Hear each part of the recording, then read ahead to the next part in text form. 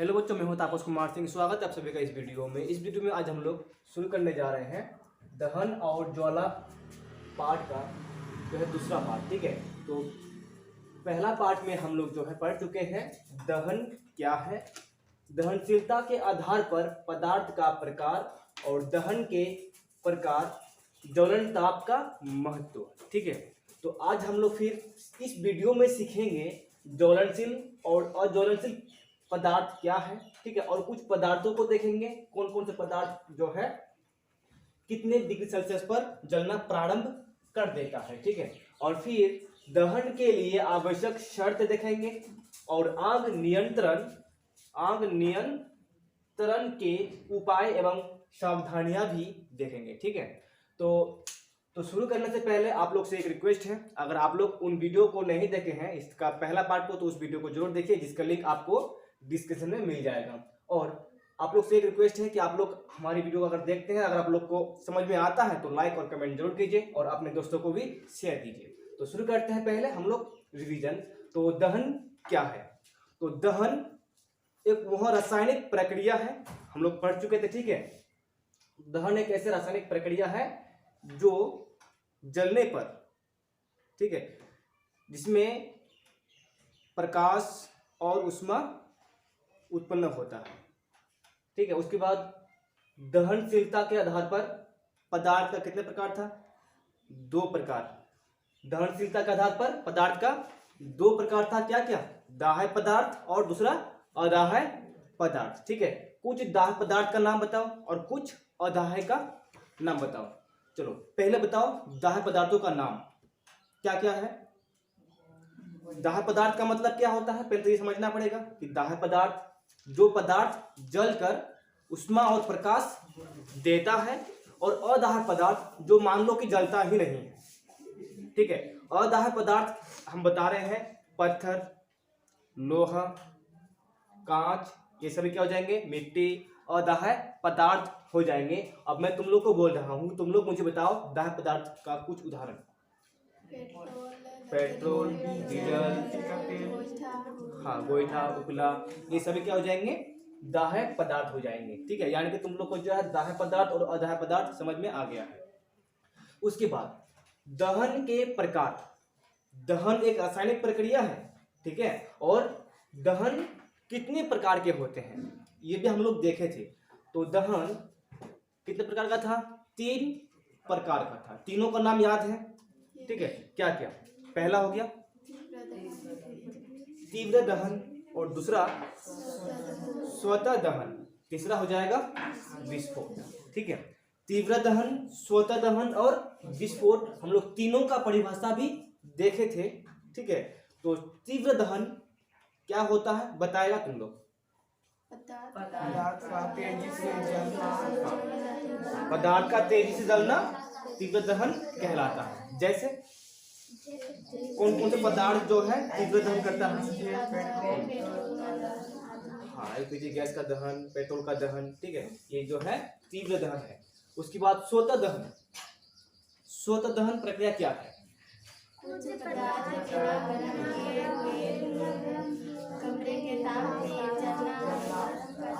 कुछ पदार्थ जो है कुछ पदार्थों को बिना गर्म किए स्वतः कमरे के ताप पर ही जलना प्रारंभ कर देता है या शुरू कर देता है, तो वैसे पदार्थों को हम लोग कहते हैं, वैसे प्रक्रिया को स्वतः दहन कहते हैं। ठीक है, उसे प्रक्रिया को स्वतः दहन कहते हैं। जैसे स्वतः दहन करने वाले कुछ पदार्थों का नाम बताओ। सिर्फ हम लोग एक पदार्थ का नाम लिखे थे, क्या था?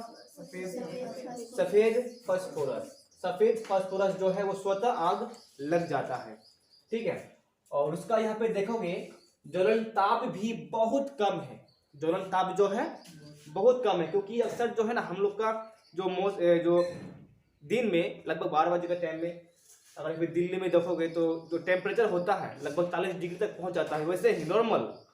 ठीक है, और सफेद फास्फोरस का देखो ज्वलन ताप कितना है? केवल 35 है। अगर इसको खुले में छोड़ देंगे तो वो तुरंत आग लग जाएगा। ठीक है, और ऐसे ही कमरे का ताप, मतलब कि जो सामान्य ताप है नॉर्मल यहाँ पे, उसी को बोलते हैं कमरे का ताप। ठीक है, तो कमरे का ताप ही 40 डिग्री सेल्सियस पहुंच जाता है। तो उसके बाद फिर हम लोग देखे थे ज्वलन ताप का महत्व। ज्वलन ताप का महत्व, तो सबसे पहले हम लोग ज्वलन ताप क्या है ये लिखे थे, ये पढ़े थे। तो ज्वलन ताप क्या है इसका परिभाषा तुम लोग बता सकते हो, तो बताओ एक साथ।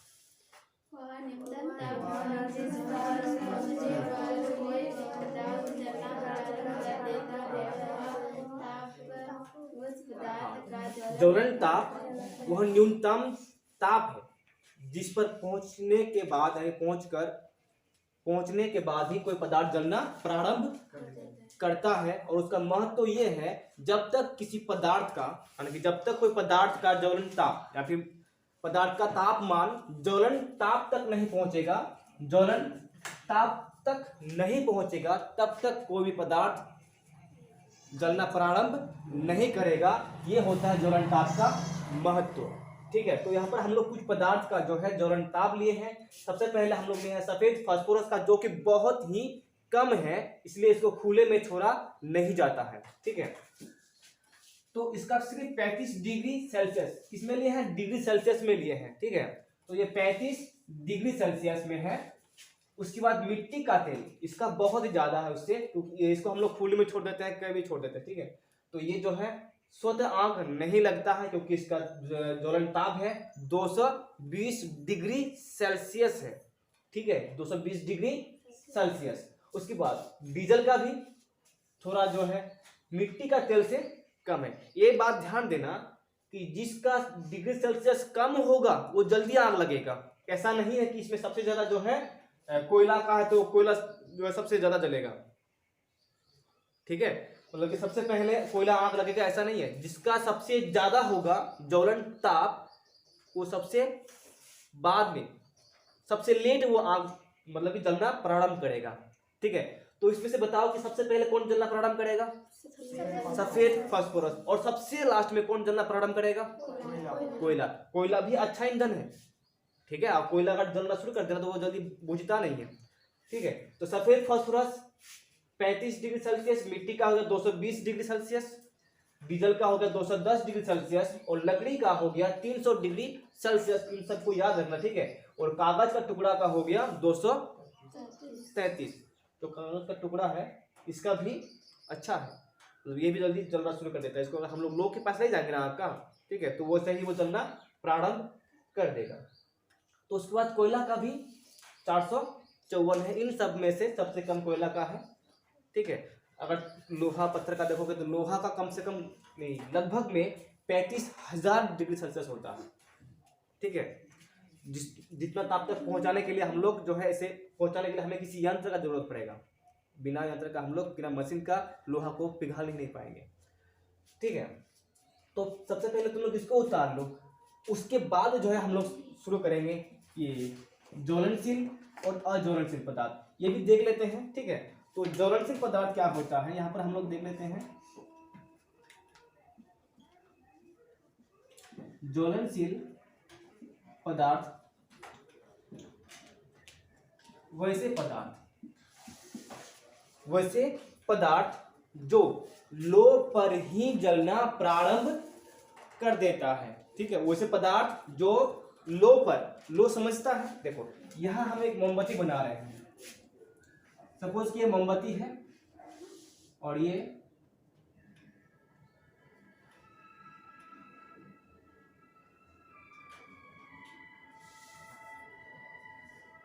जल रहा है। ठीक है, तो ये जो जल रहा है ना, यहाँ पर जो ताप निकल रहा है उसको क्या बोलेंगे, एक तरह से लो बोलेंगे। उसके ऊपर हम लोग अगर कोई भी चीज को रखते हैं, अगर वो जल जाता है तो उसको बोलेंगे ज्वलनशील पदार्थ। क्या बोलेंगे उसको, ज्वलनशील पदार्थ। और कुछ पदार्थों को ऊपर रखेंगे, ज्वाला में भी रख देंगे तो वो जलना प्रारंभ नहीं करेगा, तो वैसे पदार्थों को बोलेंगे हम लोग अज्वलनशील। अज्वलनशील पदार्थ। ठीक है, तो इसका परिभाषा लिख लेते हैं। वैसे पदार्थ जो लो पर ही जलना प्रारंभ कर देता है।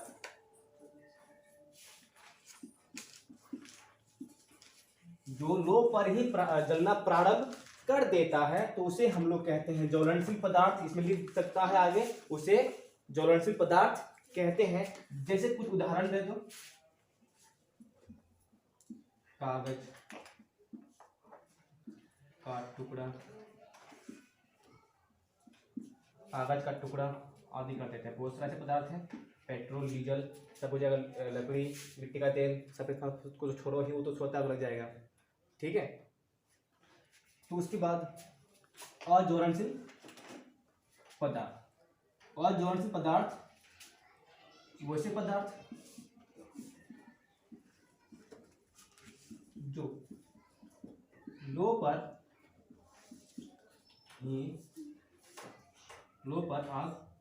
जलना प्रारंभ नहीं करता है।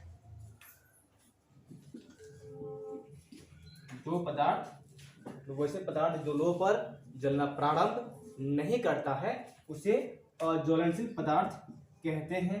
ठीक है, ज्वलनशील और अज्वलनशील हम लोग पिछले वीडियो में नहीं देख पाए थे, तो इसमें देख लिए। उसके बाद हम लोग अब शुरू करेंगे दहन के लिए आवश्यक शर्तें। ठीक है, दहन के लिए आवश्यक शर्तें देखेंगे। उसके बाद जो है उसकी फिर नियंत्रण का उपाय और सावधानियां। देखो, आग का नियंत्रण और सावधानियां बहुत इंपॉर्टेंट है, क्योंकि ये जो है ना सबको पता होना चाहिए। ठीक है, क्योंकि सबके घर में आग लग सकता है, कहीं भी आग लग सकता है, इसका कोई गारंटी नहीं है। यहाँ भी आग लग जाएगा तो नियंत्रण का तो पता होना चाहिए, कैसे नियंत्रण कर सकते हैं। तो आग कहीं से भी लग सकता है, तेल से लग सकता है, बिजली से भी लग सकता है। ठीक है, और लकड़ियों में भी लग सकता है आग से। तो अलग अलग तरह से अगर आग लगता है तो उसका जो है उपाय भी, नियंत्रण का उपाय भी अलग अलग होना चाहिए। अगर बिजली से आग लगेगा और उसमें पानी अगर डाल देगा तो और भी खतरनाक होगा। मतलब जो आग बुझाने जाएगा सबसे पहले तो वही ऊपर जाएगा। ठीक है, तो इसीलिए सावधानी में देखेंगे। तो इस सबको उतार लो, फिर हम लोग शुरू करते हैं आगे।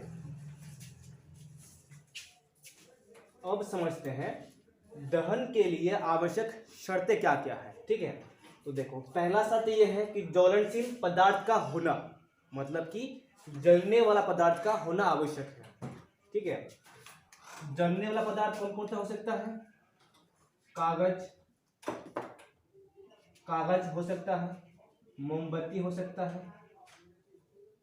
ठीक है, उसी तरह से पेट्रोल, डीजल, मिट्टी का तेल, कुछ भी हो सकता है जो जलता है। जलने वाला पदार्थ तो हम लोग एक तरह से बोल सकते हैं ज्वलनशील पदार्थ, यानी कि जिसको लो पर गर्म करने पर जलना प्रारंभ कर दे। ठीक है, तो कागज हो, कोई भी जलने वाला पदार्थ होना चाहिए। जैसे लकड़ी हो गया, लकड़ी आदि कर देते हैं यहाँ पे। ठीक है, उसके बाद ज्वलन ताप तक पहुंचने का उपाय।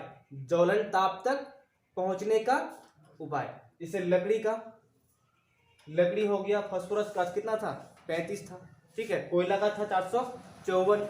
उस ताप तक पहुंचना पड़ेगा, पहुंचने के बाद ही कोई पदार्थ जलना प्रारंभ कर सकता है। ठीक है, ज्वलन ताप तक पहुंचने का उपाय। उसके बाद वायु की उपस्थिति, वायु भी उसमें होना चाहिए।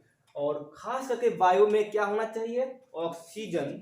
अगर ऑक्सीजन उपस्थित नहीं रहेगा तो कोई भी पदार्थ जो है नहीं जलेगा। ठीक है, तो ये तीनों चीज, पहला तो ज्वलनशील पदार्थ का होना चाहिए, जैसे लकड़ी हो जाए, कागज हो जाए, पेट्रोल, डीजल, कोई भी हो। उसके बाद ज्वलन ताप तक पहुंचने का उपाय, जैसे हम लोग कोई भी लकड़ी को जलाते हैं। लकड़ी, मान लो कि ये पे कोई लकड़ी है पड़ा हुआ, इसको जलाने के लिए हम लोग क्या करते हैं? माचिस से रगड़ कर आग निकालते हैं। माचिस से, अब इसमें आग जलता है। आग जला के हम इसको क्या करते हैं? इस लकड़ी का जो है, जो ताप है, ज्वलन ताप तक पहुंचाते हैं। लकड़ी को ज्वलन ताप तक पहुंचाते हैं, तब जाके जो है आग लगना फिर ये शुरू हो जाता है। ठीक है, माचिस की तीली से हम लोग लकड़ी का तापमान को बढ़ाते हैं। समझ में आ रहा है ना? ज्वलन ताप तक पहुंचने का उपाय क्या होगा इसमें? माचिस की तीली से गर्म करना। माचिस की तीली से आग लगाकर गर्म करना। गर्म करके हम लोग क्या करते हैं? लकड़ी को ज्वलन ताप तक पहुंचाते हैं। जब वो ज्वलन ताप तक पहुंच जाता है तो अपने से वो आग लग जाता है। ठीक है, या फिर मोमबत्ती, मोमबत्ती से हम लोग मोमबत्ती बना लेते हैं।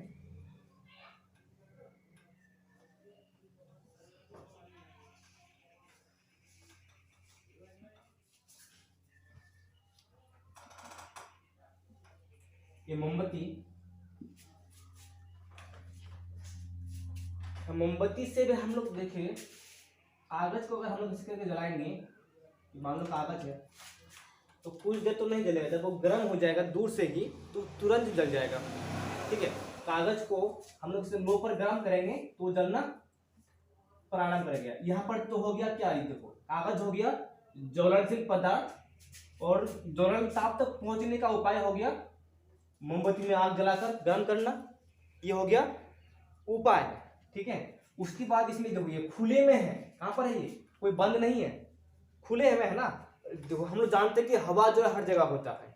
ठीक है, हवा हर जगह है, हवा यहाँ पर भी है। यहाँ पर आग जलाएंगे तो मोमबत्ती में जो वायु, जो हवा है, वायु है, वायु में ऑक्सीजन तो होता है हमेशा, तो इसलिए ये जलेगा। और यहाँ पर किसी एक चीज को हम लोग हटा लेंगे, किसी यहाँ पर इनमें से किसी भी एक चीज को हटा लेंगे तो वे जलना बंद कर देगा। या तो हम लोग कागज को हटा लेंगे तो जलेगा नहीं, या फिर हम लोग ज्वलन ताप को कम कर देंगे। ज्वलन ताप को कम कैसे कर सकते हैं, पानी डाल के, जैसे हम लोग पानी डालेंगे तो ज्वलन ताप कम हो जाएगा तो जलना बंद हो जाएगा। या फिर हम लोग अगर ऑक्सीजन को ही बंद कर देंगे तब भी जलना बंद कर देगा। ठीक है, इसका प्रयोग तुम लोग जो है घर में कर सकता है। यहाँ पर हम लोग कर लेते हैं, हम लोग के पास अगर सामान उपस्थित रहता तो हम लोग को सामान नहीं है, तो यहाँ हम किस तरह से करना है बता रहे हैं। तो ये मोमबत्ती ले लेना है एक, ठीक है, एक मोमबत्ती ले लेना है और इस तरह से आग लगा देना है, तो इस तरह से आग लग जाएगा, वो जलेगा इस तरह से। ठीक है, और ये बड़ा सा कप जो मोमबत्ती से थोड़ा बड़ा हो, कांच का होना चाहिए जो आग पर दिखे। ठीक है, तो कांच का ग्लास को इस तरह से ढक देना है, इस तरह से ढक देना है। अगर इस तरह से ढक दोगे तो क्या हो जाएगा, बाहर से जो भी हवा आता था, हवा में ऑक्सीजन आता था जो वो जल रहा था। ठीक है, जब इस तरह से बंद कर दोगे, मतलब कि नीचे से हवा नहीं जाना चाहिए, अगर नीचे से हवा जाएगा तो वो जलते रहेगा, बम बुझेगा नहीं। तो देखोगे कुछ देर बाद वो तुरंत ही जलना बंद कर देगा। लेकिन मोमबत्ती में तो दोनों चीज है, दहनशील पदार्थ भी है, मोम ज्वलनशील पदार्थ है। ठीक है, और ज्वलन ताप तो हम लोग उसको माचिस के तीली से दे दिए हैं, जल रहा है, और हवा में ऑक्सीजन आपने से मिल रहा है। अब हम लोग एक चीज बंद कर रहे हैं, क्या बंद कर रहे हैं, हवा बंद कर रहे हैं। क्या बंद कर रहे हैं हम लोग, हवा बंद कर रहे हैं, किससे, कांच का ग्लास से। ठीक है, अगर हवा हम लोग इसमें बंद कर देंगे, मान लो कि इसमें ये कोई प्लेट है, प्लेट में रखा हुआ है, या फिर कोई टेबल है, तो ये तुरंत देखोगे बंद हो जाएगा, मतलब तुरंत ये बुझ जाएगा। ठीक है, अब क्यों बुझेगा, इसका कारण क्या है, क्योंकि जलने के लिए ऑक्सीजन का होना मस्ट, अनिवार्य है, मतलब उसको होना ही पड़ेगा, अगर नहीं होगा तो जलेगा नहीं। ठीक है, तो इसमें हम लोग को तीन चीज समझ में आ रहा है कि जलने के लिए किन किन चीजों का होना चाहिए, कोई पदार्थ जो जलता है, कोई पदार्थ जो जलता है, दूसरा नंबर ज्वलन ताप तक पहुंचना जरूरी है, दूसरा हो गया, और उसमें हवा का पहुंचना जरूरी है। हवा में क्या पहुंचना चाहिए, ऑक्सीजन। ठीक है, इन तीनों चीज का होना आवश्यक है अगर कहीं भी आग लगाना चाहते हो तो। अगर कहीं भी अगर तीनों चीज अपने आप कहीं पे मौजूद है तो वो तुरंत अपने से जलना प्रारंभ कर देगा। जैसे फास्फोरस में हवा तो खुले में रहता ही है, ऑक्सीजन रहता ही है।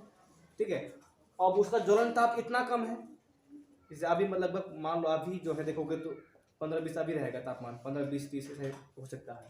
ठीक है, और ज्वलन पदार्थ वो स्वयं है फास्फोरस, और हवा में तो ऑक्सीजन रहता ही है, और ज्वलन ताप उसका अपने आप कम है, बहुत कम है, इसीलिए वो अपने से जलना प्रारंभ कर देता है। ठीक है, तो ये समझ में आएगा, तुम लोग इसको करके देख लोगे घर में, ऑक्सीजन को हटा देंगे तो जलता है कि नहीं जलता है।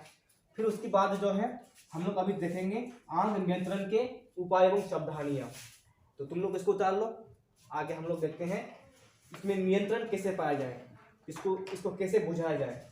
ठीक है, चलो आप देखो आग नियंत्रण के उपाय। ठीक है, तो आग नियंत्रण के उपाय में देखने से पहले हम लोग इसको देखें, ज्वलनशील पदार्थ का होना जलने के लिए आवश्यक है। तो सबसे पहले उपाय क्या होगा कि ज्वलनशील पदार्थ को ही हटा देना है। ठीक है, इसमें क्या था, जलने के लिए चाहिए ज्वलनशील पदार्थ, और बुझाने के लिए क्या करेंगे, ज्वलनशील पदार्थ को पहले हटा देंगे। मतलब जो जो पदार्थ जल सकता है उसको पहले हटा देना है। ठीक है, मतलब क्या है, दाह्य पदार्थ यानी कि ज्वलनशील पदार्थ, मतलब जो पदार्थ जलता है। ठीक है, उसके बाद इसमें क्या था, ज्वलन ताप तक पहुंचने का उपाय। जलाने के लिए वस्तु का क्या करते हैं, ज्वलन ताप तक पहुंचाते हैं। तो हम लोग को उसका विपरीत, उसका उल्टा क्या करना है, सबसे पहले उसके ज्वलन ताप को बढ़ा देना है। हम कुछ देर पहले क्या बोल रहे थे कि ताप, पानी डालने से ताप कम हो जाएगा, नहीं, पानी डालने से जो है ज्वलन ताप बढ़ जाएगा, तभी तो नहीं चलेगा ना। ठीक है, ज्वलन ताप तक पहुंचने का उपाय था उसमें माचिस लगा के, गर्म करके, ठीक है, गर्म करके वस्तु को गर्म करके ज्वलन ताप तक पहुंचाना। अब उसका विपरीत हमें ज्वलन ताप को बढ़ाना है। ज्वलन ताप को बढ़ाएंगे तो क्या करेंगे, उसमें पानी डाल देंगे। जैसे हम लोग ज्वलनशील पदार्थों में पानी डाल देंगे तो उसके ज्वलन ताप कम हो जाएगा, ज्वलन ताप बढ़ जाएगा, तो आग बुझ जाएगा। ठीक है, अब फिर इसमें क्या था कि वायु की उपस्थिति, मतलब कि उस जलने के लिए ऑक्सीजन का होना अनिवार्य है। ठीक है, उसी तरह उसका विपरीत हमें यहाँ पर क्या करना है, अगर हमें आग को बुझाना है तो वायु यानी कि ऑक्सीजन की आपूर्ति का मतलब क्या है कि उसमें बंद कर देना है। ठीक है, जैसे हम इसमें ऑक्सीजन का आना जाना बंद कर दिए हैं, अब ऑक्सीजन बाहर हो गया और बाहर अंदर से बचेगा CO2। ठीक है, अंदर से बचेगा CO2। तो उसी तरह से इसमें चाहिए ऑक्सीजन और बुझाना होगा तो ऑक्सीजन को ही बंद कर देंगे। ऑक्सीजन अगर नहीं पहुंचेगा तो बुझ जाएगा, जैसे इसमें बंद कर दिए थे हम लोग। ठीक है, इस मोमबत्ती में हम लोग कप से ढक के आग बुझाने का चेष्टा किए थे। तो ये तीनों उपाय हैं। ठीक है, ज्वलनशील पदार्थ को उसमें चाहिए जलने के लिए, इसमें बुझाने के लिए हटा देंगे। इसमें ज्वलन ताप तक पहुंचाने के लिए गर्म करेंगे, और उसमें ज्वलन ताप को बढ़ाने के लिए ठंडा कर देंगे पानी डाल के। उसके बाद वायु का उसमें उपस्थिति से वो जलेगा और उसमें वायु को ही बंद कर देंगे। ये होगा उपाय। उसके बाद अग्निशामक नाम सुना होगा, तुम लोग देखा भी होगा। ठीक है, अग्निशामक यंत्र, आग बुझाने वाले षड्यंत्र का नाम जो है अग्निशामक है।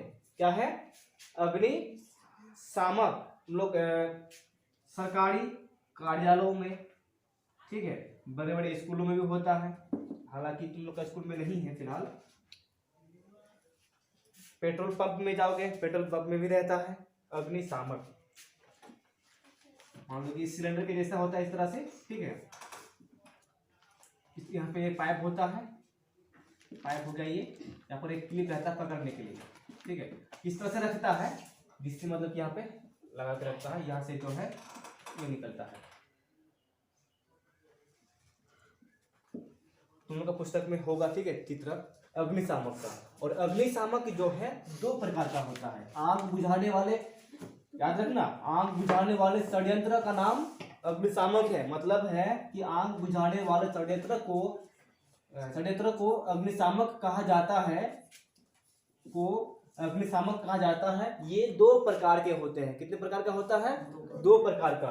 एक पहला इसमें जिसमें सिर्फ CO2 उच्च दाब पर भरा रहता है, मतलब कि हाई प्रेशर में भरा हुआ रहता है। CO2 का मतलब होता है कार्बन डाइऑक्साइड।